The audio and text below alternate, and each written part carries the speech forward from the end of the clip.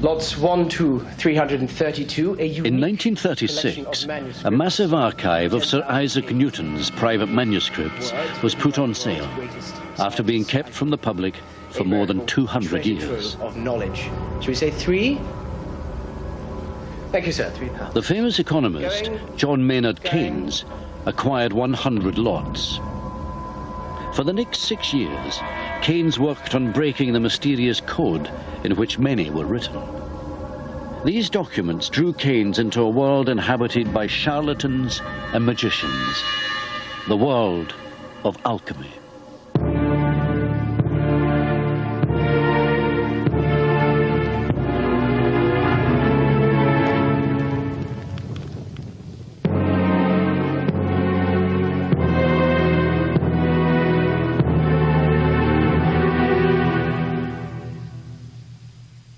Once Keynes decoded these documents, his view of Newton was shattered.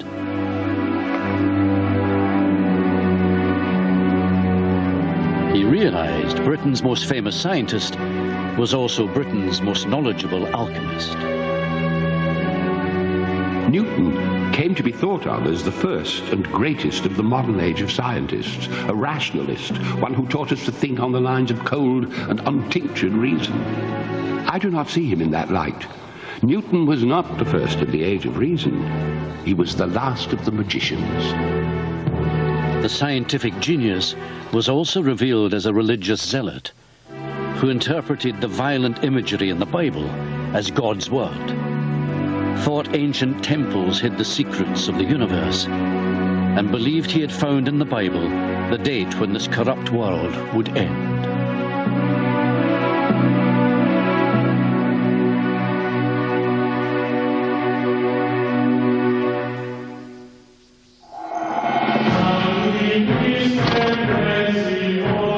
The story of the hidden Newton begins when Isaac Newton returned to Trinity College, Cambridge in 1667.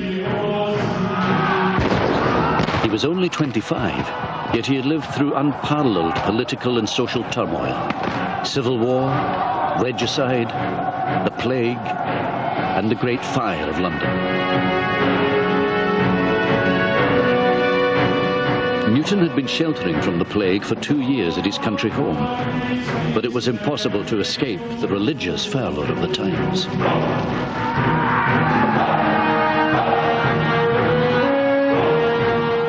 As they look round the world through their providential eyeglasses, all they can see is plague, disorder, chaos, foreriders of the apocalypse. Everything goes wrong. It's a time of absolute uncertainty, and probably for most people, clinging to their vision of God is the thing that gives them some continuity. People are convinced they're right, and that the people they're fighting are the agents of the devil and the Antichrist.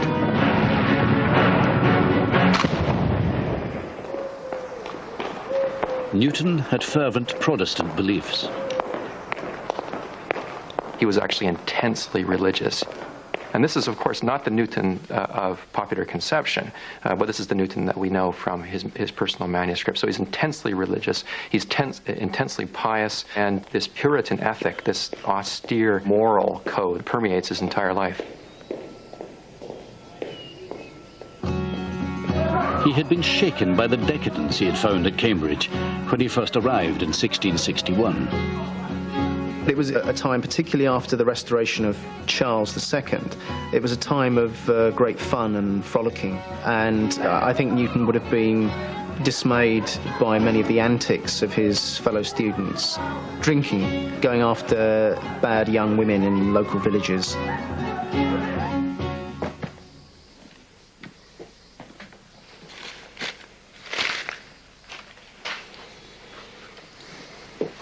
All graduates, without exception, found by the proctors in taverns or other drinking houses shall have their names given to ye Vice-Chancellor, who shall summon them to answer for it before the next consistory.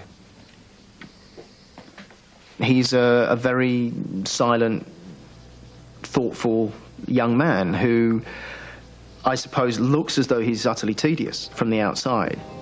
There's no evidence, I think, that anyone liked him at all, apart from his friend John Wickens. Wickens and Newton started sharing chambers after both became depressed about being roomed with students who put pleasure before work.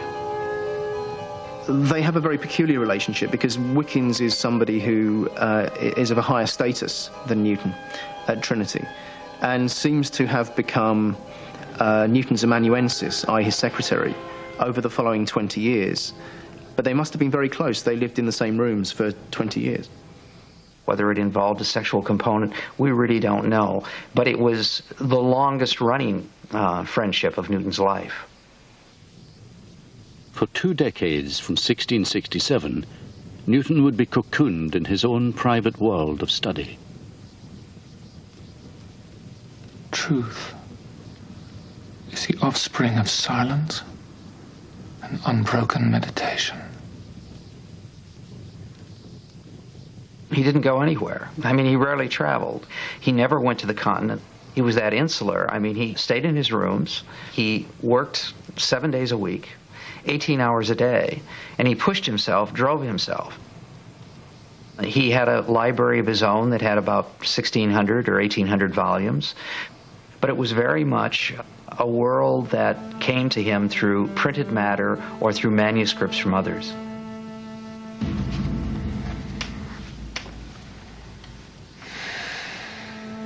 In the mid-1660s, Newton had made a bold decision. I am a friend of Plato. I am a friend of Aristotle. But truth is my greater friend. Newton had decided to search far beyond the narrow boundaries of the classical teachings for new truths about the universe. He devoured the philosophy of the fashionable French scholar René Descartes. In the early 17th century, Descartes depicted the universe as a giant clockwork machine, created by God, but then left to run.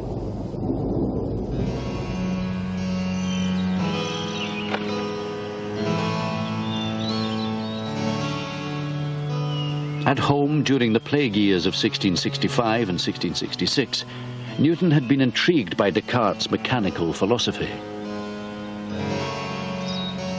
But he was suspicious of it. There was no role for God after the creation of the universe.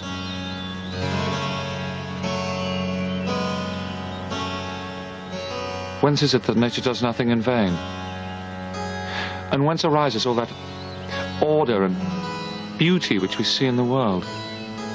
Does it not appear from phenomena that there is a being, incorporeal, living, intelligent, omnipresent, who, in infinite space, as it were in his sensory, sees the things themselves intimately and thoroughly perceives them and comprehends them wholly? This virtual recluse drove himself to test Descartes' theory. Was the universe really a mass of lifeless matter, or a living world run by God?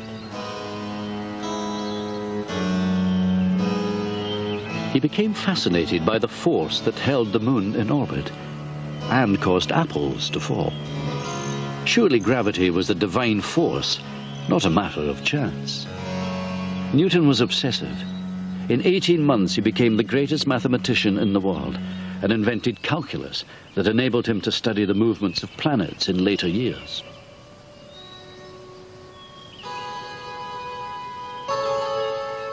For centuries, philosophers from Aristotle to Descartes thought white light was pure and that colors were produced by modifying white light. Eventually, Newton turned this theory on its head. Using prisms, Newton proved white light is made up of primary colors, the colors of the rainbow. By the late 1660s, word of Newton's extraordinary scientific discoveries spread across Europe, but his religious inspiration was ignored. Newton himself wanted to design a universe in which God was absolutely present and absolutely powerful. There's an enormous irony there. In the 18th century, gangs of interpreters, most of them French, will take the God out of Newton's world, and we will be left with a clockwork universe. I mean, it's a very common image of what the Newtonian world was, that it was soulless, that it was mechanical, that it was a piece of clockwork, that it really wasn't theologically motivated at all. To this day, this purely mechanical picture of Newton's universe is still accepted worldwide.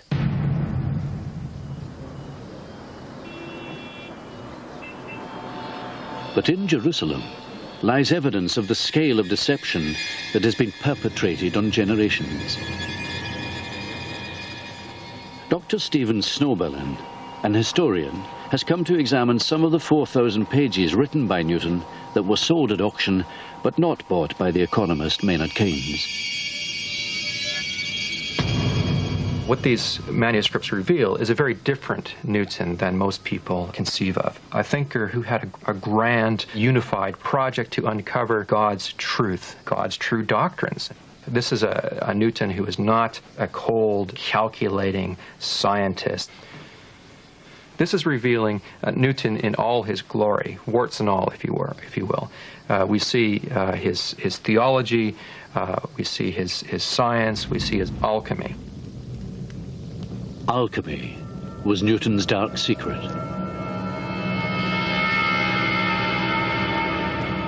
For 25 years, from about 1668, Newton devoted himself to this illegal and clandestine practice.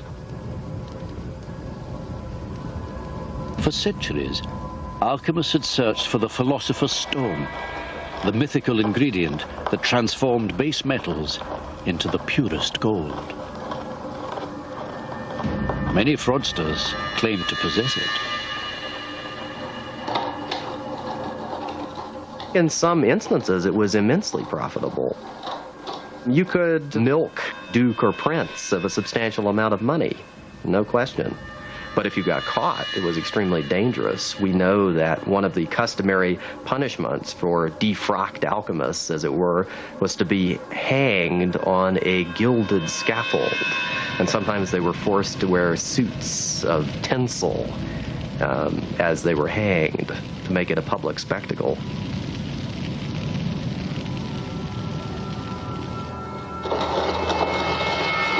Newton secretly became one of Europe's leading alchemists.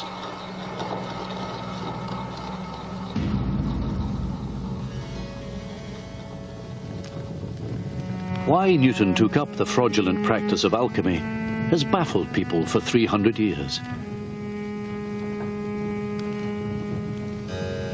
He worked in strict secrecy. Even an assistant working with him did not know what Newton was seeing in the crucible.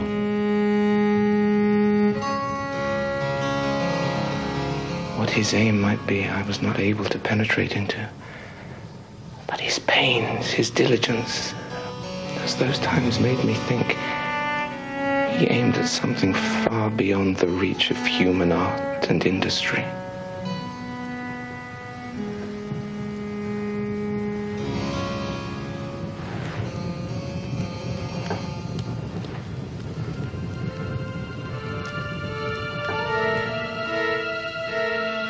Today, researchers are still trying to penetrate Newton's alchemical mind. At Indiana University in the United States, Professor Bill Newman has spent years deciphering Newton's coded recipes. He has redone experiments that Newton did 300 years ago. The task has been immense. Newton, like other alchemists, believed alchemical recipes were buried within ancient texts, from the Bible to Greek myths.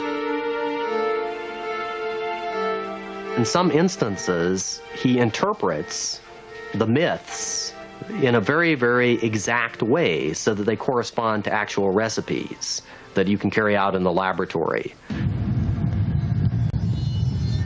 Professor Newman recreates a recipe that was derived from a myth found in the writings of the Roman poet Ovid. According to Isaac Newton, this recipe, called the net, should create a purple alloy that was one step towards discovering the philosopher's stone.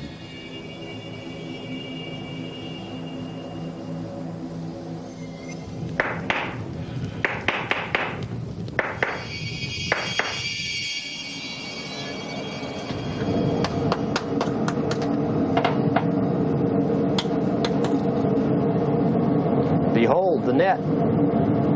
It worked. A purple alloy with a striated net-like surface.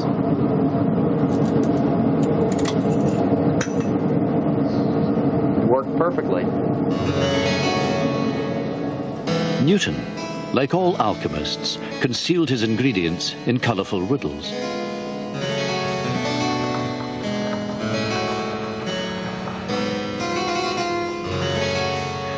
Our body, thus compounded, is called our hermaphrodite. Being of two sexes, and it is both father and mother to the stone. Hermaphrodite refers to the regulus of antimony that you get by combining stibnite with iron at high temperature. Newton uses codes like the green lion, the sordid whore, and the menstrual blood of the sordid whore to describe other metals. So what was Newton keeping concealed? Important clues have been found at King's College, Cambridge, where Newton's manuscripts, bought by the economist Maynard Keynes, are securely kept. Professor Rutanzi says Newton's own handwritten copy of an ancient alchemical treatise reveals the secret purpose of his alchemical quest. This is the Tabula Smaragdina. The whole secret of the Philosopher's Stone is supposed to be concealed in this pretty short document. But Professor Rutanzi says Newton was seeking the Philosopher's Stone not to become rich by turning metal into gold, but as part of his search for God's secrets. The alchemists believed that this document not only described how God created the universe, it also enabled the alchemist to imitate the work of God. And by imitating the work of God, he could achieve miracles in nature. He's not a magician in the sense that he wants to master these forces so that he can use them to do marvelous things. It's ultimately to understand the mystery of and secrets of God's creation. Newton believed God had handed down his secrets to disciples like Noah, and that they survived in fragmented form in scripture, ancient text, myths, and especially in alchemical literature. He never loses faith in alchemy as concealing some of the greatest secrets of the universe, if you could decode them. Newton felt he was specially chosen by God to decode them. He writes his name in Latin, Isaacus Newtonus, and he plays around with the anagram and he turns it into Jehovah Sanctus Unus, one holy God. So there are already signs there of a fairly strong sense in the young Cambridge student that he's odd, that he's special, that he's picked out, that he is, to use the alchemical phrase, an adept, someone particularly equipped by the gift of grace, not only to pursue his studies, but to interpret the world. Newton believed that through alchemy he was finding God's secrets.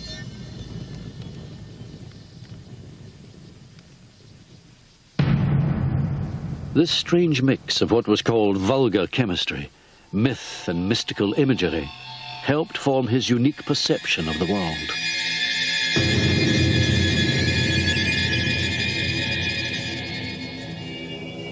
Professor Newman believes one of Newton's basic experiments gave him an insight into the true nature of colour.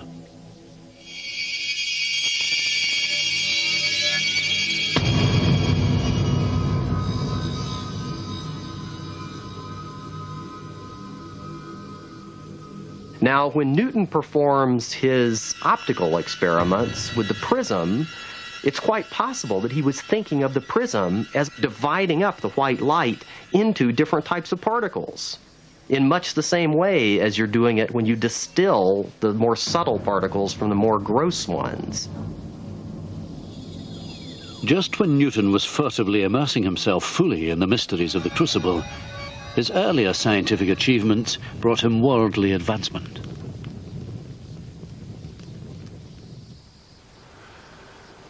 But Since I observe the geometers that he mistaken in a particular property of light that belongs to refractions, tacitly founding their demonstration on a certain physical hypothesis. Aged just 26, he was made Lucasian Professor of Mathematics. Now he had to give lectures, but he had little time for students, and they had little interest in this incomprehensible, prudish professor. Years later, his assistant would record. So few went to him, and fewer that understood him, that oftentimes he did, in a manner, for want of hearers, read to the walls. But Newton faced a terrible dilemma the day he had started to climb the academic ladder.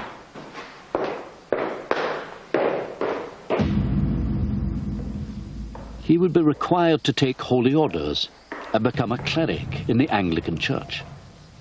This set him on a collision course that threatened to end in his disgrace.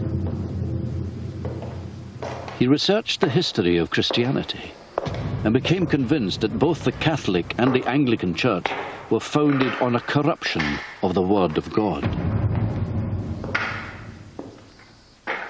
Now, because Newton was so convinced that God is extremely powerful and unique, Newton, as the saying goes, reads himself into heresy. In other words, Newton begins to minimize, to play down, eventually to deny the divinity of Christ.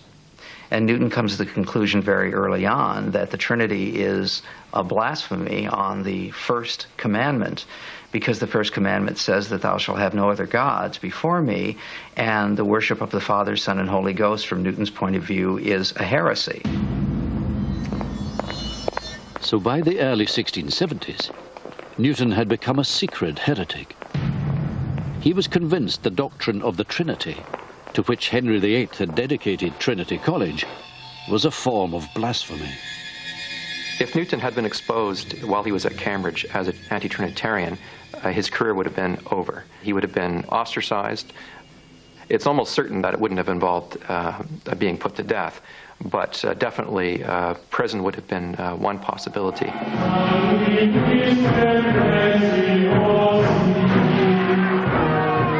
Newton would also have risked becoming a target for mobs of heretic hunters, often whipped into a frenzy by the clergy.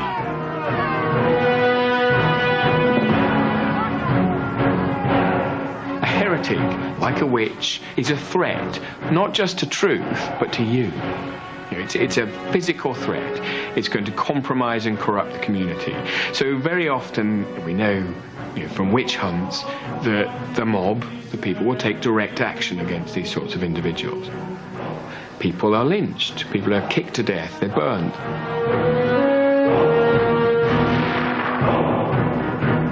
The violence of the times is reflected in Newton's suppressed manuscripts. In these, he focuses his anger on the monks who corrupted Christianity by imposing the Trinity. We can see page after page of material in which he tries to argue that the early church fathers, they're actually villains. They're criminals. And in some cases, he actually calls them murderers for some of the things that they had done.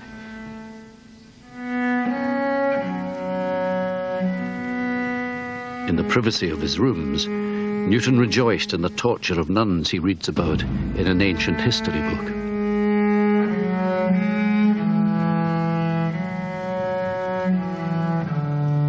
First he commanded ye sacred nuns or virgins to be assembled and searched by midwives, and then hung up with weights at their feet and tortured with heated plates of iron applied to several parts of their bodies, saying, "Confess to us how ye bishops and priests lie with you."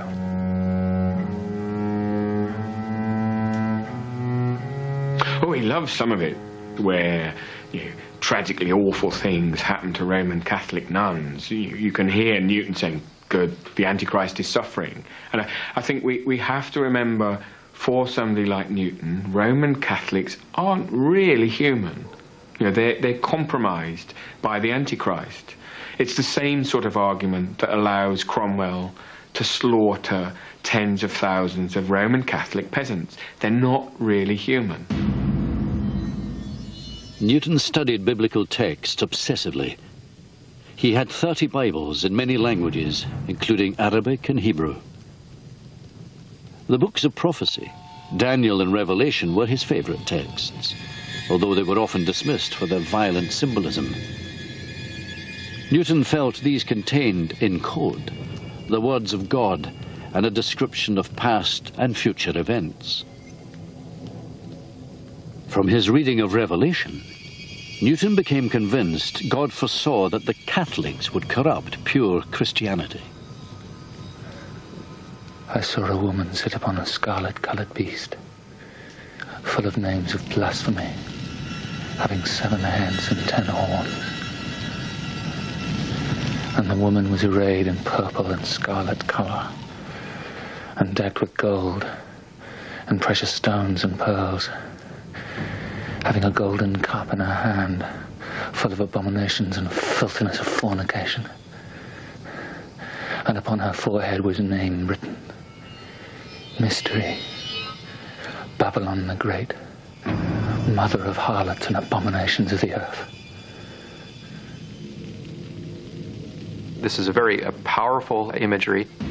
Newton associated the Catholic Church with a form of fornication. This was spiritual fornication, because if one imagines the pure church as a chaste virgin, then it makes sense to think in terms of the Catholic Church, the Trinitarian Church, as a harlot who had committed fornication with corrupt, non-biblical teachings.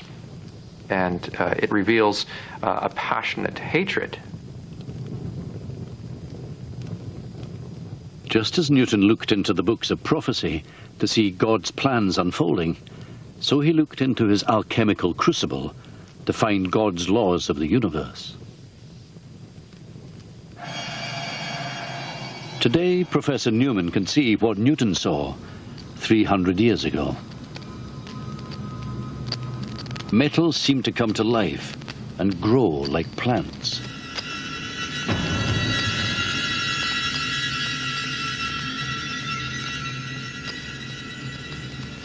In a secret, unpublished manuscript on the vegetation of metals, Newton gave an alchemical view of the universe.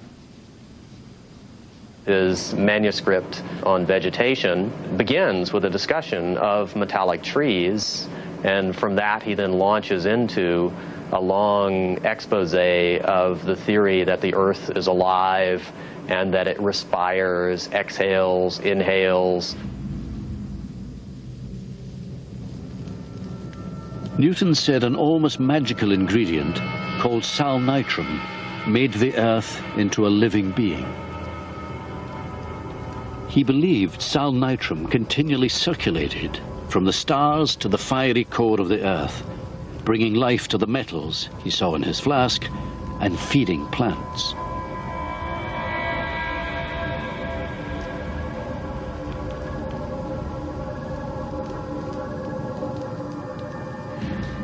This earth resembles a great animal, or rather,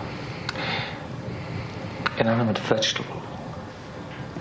Draws in ethereal breath for its daily refreshment and vital ferment, and transpires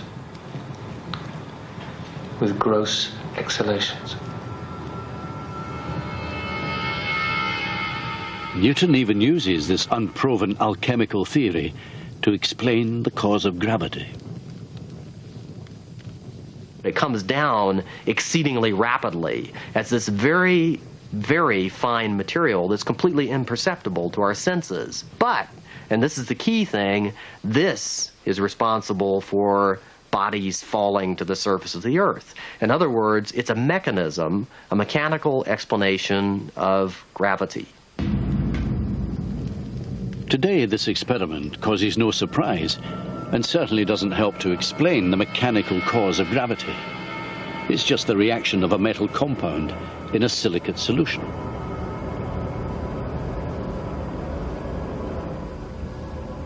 But Newton's alchemy convinced him the hand of God influenced all things.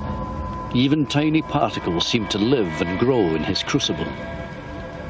He mocked scientists like Descartes, who saw an inert, godless world.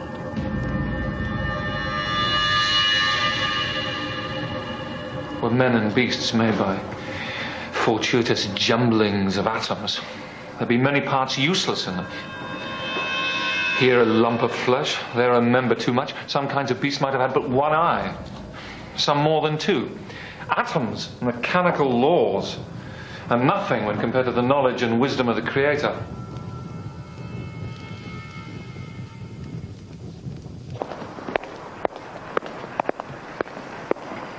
In 1675, Isaac Newton emerged from the womb of Trinity. His double life was in danger of being revealed. He could no longer put off the obligation as a professor to become a cleric, but that was against his heretical beliefs. So he set off to London to convince King Charles II to excuse him from taking holy orders.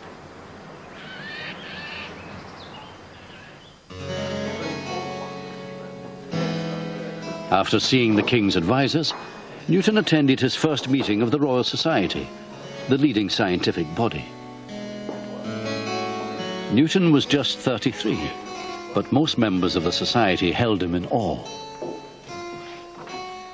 He was delighted by his reception, and he agreed to send to the Royal Society a revolutionary paper he had written called An Hypothesis Explaining the Properties of Light. The Earth be caused by the continual condensation. Later that year, over 4 weeks, Newton's work was read to the Royal Society. The author stayed in his laboratory. Observation of flame and vital motions. For nature is a perpetual circulatory worker, generating fluids out of solids and solids out of fluids, fixed things out of volatile and volatile out of fixed, subtle out of gross, and gross out of subtle. The eminent members of the Royal Society must have been puzzled by the alchemical language that mirrored Newton's secret manuscript on the vegetation of metals. Very thinly and subtly diffused through it, perhaps of an unctuous or gummy, tenacious and springy nature. Newton's hidden alchemy seemed to be giving new insights into science and also into God's way. And Newton was elated. He'd heard the news he'd been waiting for. King Charles II had exempted him from taking holy orders without knowing he was excusing a heretic. For the moment, Newton was safe. But he would be tormented for the rest of his life.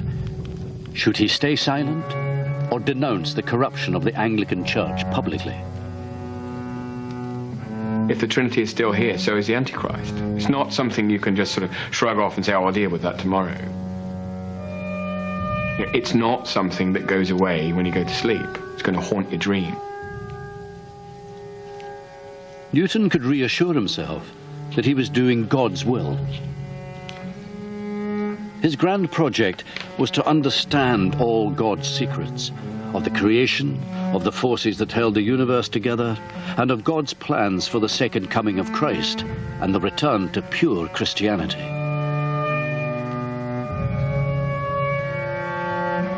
As an adept, Newton believed that he was chosen to decode the secrets locked in the work of the ancients.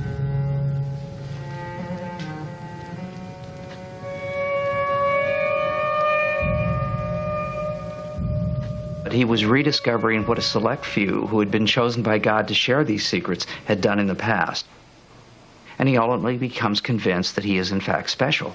He has the special confidence of God. Newton thought ancient temples also held secrets only chosen people like himself could unravel. He was fascinated by King Solomon's temple that once stood above the Wailing Wall in Jerusalem.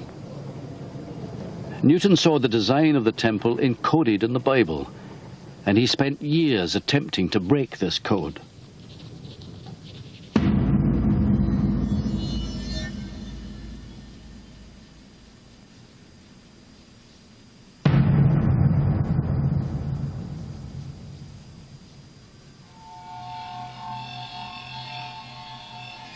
For Newton, the scenes of the book of Revelation take place in the heavenly temple.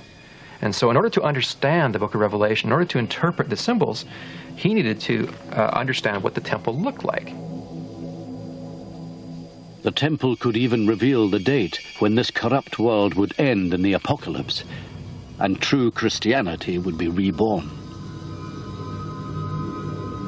It was, for him, the object of some of his prophetic hopes, because he believed the temple was going to be rebuilt, reestablished in Jerusalem when Christ returned. So this was part of his prophetic hope. He believed this was going to happen. Newton thought the temple would also increase his scientific knowledge.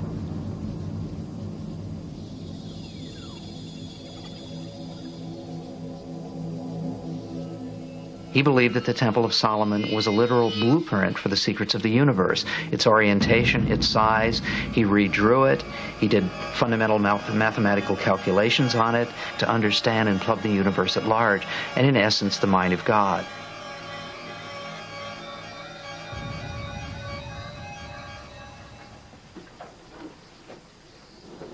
In 1684, Edmund Halley, a young astronomer, asked Newton a question that would refocus his scientific genius on gravity, the mysterious force that binds the universe together. Truly remarkable invention. Thank you. Mirror requires work. My question is this. What kind of curve would be described by the planets, supposing the force of the attraction toward the sun to be reciprocal to the square of the distance from it? An ellipse. An ellipse? How do you know? I've done the calculation. You have? How did you calculate it? I'll show you. Should be here somewhere. Halley's question would change science forever. It caused Newton 3 years' frenzied work.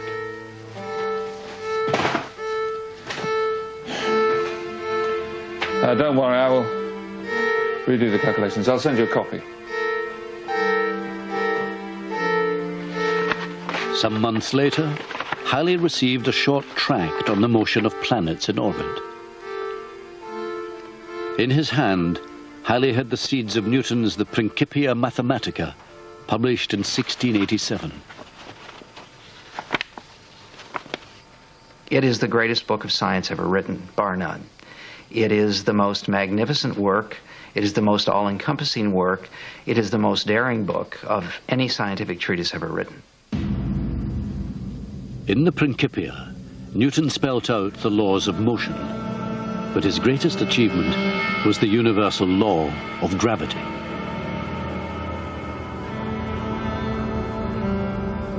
This is saying that something on one end of the universe, billions of miles away, actually exerts an attraction through all the intervening material on one tiny particle on the other side of the universe. That is an extraordinary thought, and in my view and the view of everybody else who's looked at it, there is simply nothing like that in physics up to that point. Nothing at all. But deep within the pages of the Principia, especially in the later editions, researchers have discovered clues that show the hidden Newton, the passionate alchemist. Professor Newman has found evidence that Newton gave an alchemical explanation for gravity when describing the role of comets.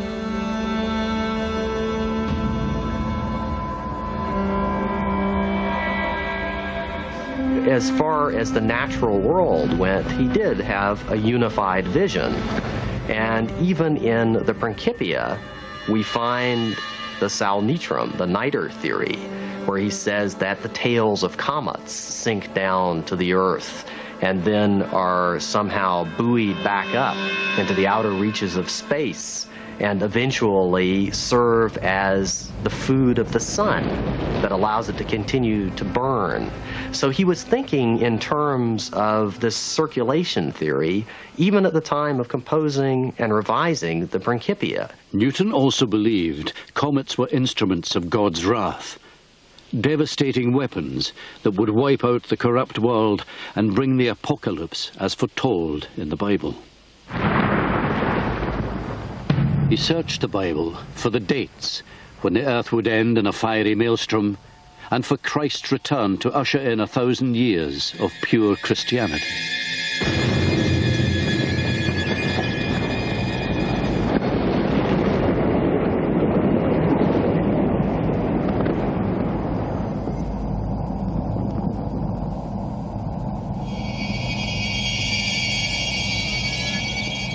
The 1687 edition of the Principia only contains one reference to God as creator. But in later editions, Newton stressed the all-powerful role of God in his universe. The most beautiful system of the sun, planets and comets could only proceed from the counsel and dominion of an intelligent and powerful being.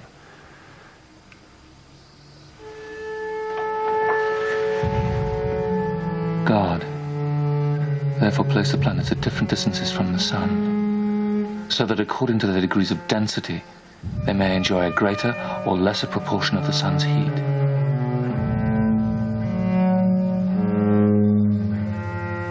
All the while, Newton continued his alchemy. Finally, in 1693, God's ultimate secret seemed tantalizingly within his reach. He watched transfixed as gold mixed with a special mercury seemed to swell before his eyes. Was this the philosopher's stone? He tried the experiment again and again, but he was wrong. The experiments had failed. He realized that this was the end of the struggle. I think there's no question that he was disappointed, because he was looking for ultimate answers to questions, and he had failed in alchemy as he had not failed in any other pursuit. There were other tensions. Newton had grown very close to a brilliant young mathematician and alchemist, Nicolas Fatio de Douillier.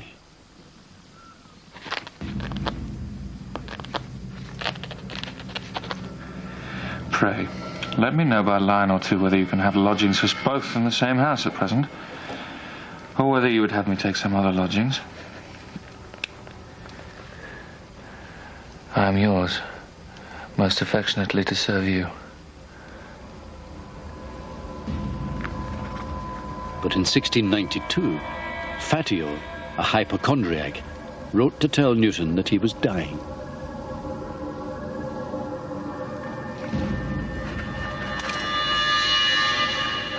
I last night received your letter, with which how much I was affected I cannot express. Pray, procure the advice and assistance of physicians before it be too late. And if you want any money, I will supply you. Sir, with my prayers for your recovery, I rest. Your most affectionate and faithful friend to serve you.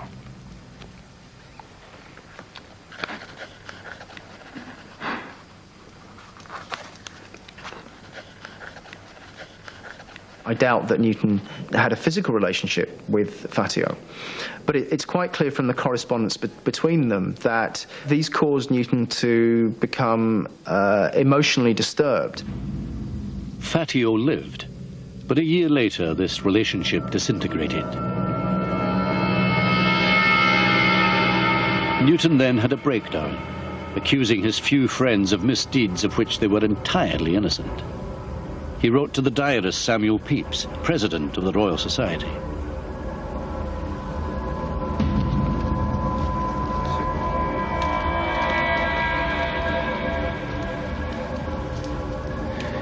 I'm extremely troubled at the embroilment I am in, and have not slept well this 12-month, nor have my former consistency of mind. I never designed to get anything by your interest, nor by King James's favour.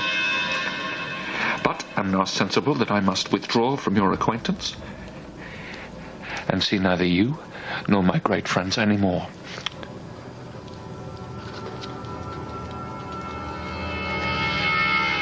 Newton also wrote an even more vicious letter to his friend John Locke. Newton accused him of trying to embroil me with women. And when told Locke was ill, wrote, "'Twere better if he were dead." Newton's friends forgave him, and he explained that he had been sick and had not slept for 5 nights.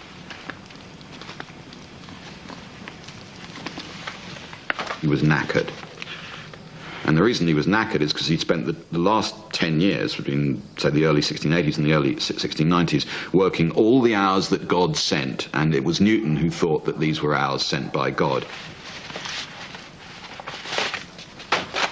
If he had a breakdown, I think it was probably because of exhaustion.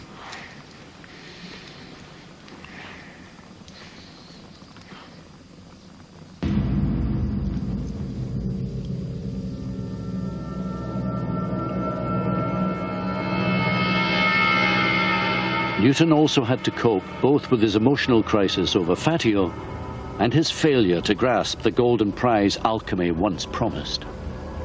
And all the time, there was the haunting fear of being exposed as a heretic.